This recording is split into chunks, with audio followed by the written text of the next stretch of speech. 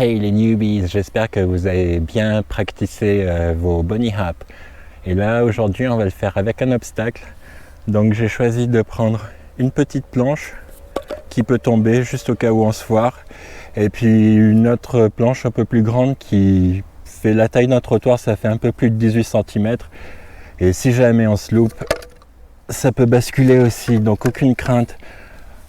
Donc tout ça pour trouver le bon timing en fait, à quel moment déclencher le bunny hop, à quel moment faut comprimer et puis pouvoir tirer en arrière et puis ensuite lever l'arrière du vélo pour pouvoir faire un bunny hop. Donc si vous n'êtes pas encore à l'aise avec un obstacle, enfin l'idée d'avoir un obstacle, vous pouvez tracer une ligne tout simplement. Et si jamais ça foire, bon bah tout simplement la planche bascule. Donc on va commencer par ça, allez go.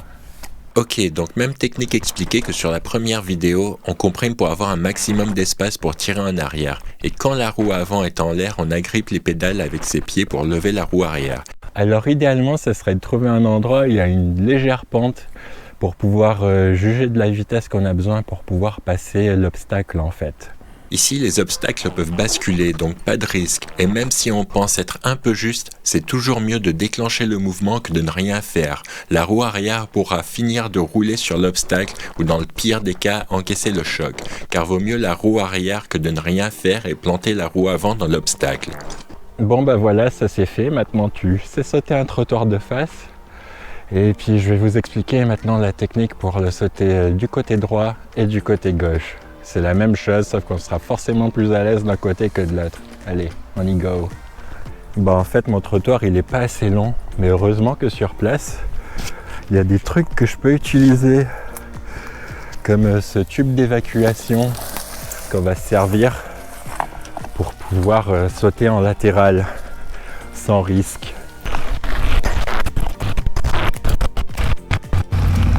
Celui-là, il était un peu foiré. Comme quoi, il y a toujours un côté, on est plus à l'aise que l'autre, comme j'ai dit. Toujours la même technique à la base. Ce qu'il faut garder en tête, c'est de porter ton regard là où tu veux aller et pas sur l'obstacle. Le truc, c'est d'engager le haut de ton corps dans la direction que tu veux faire ton bunny hop. Ok, on va voir si on peut faire ça en slow motion. Car un bon slow-mo des fois vaut bien mieux que des explications foireuses.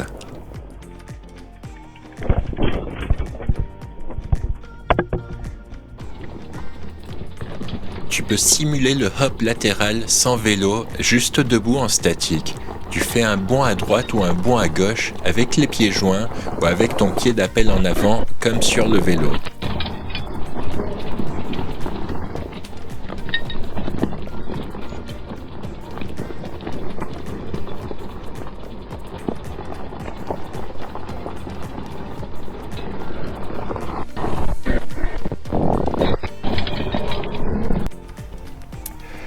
Bon bah voilà les noobs pour les bunny hops, donc on fait de face sur un côté puis sur l'autre côté.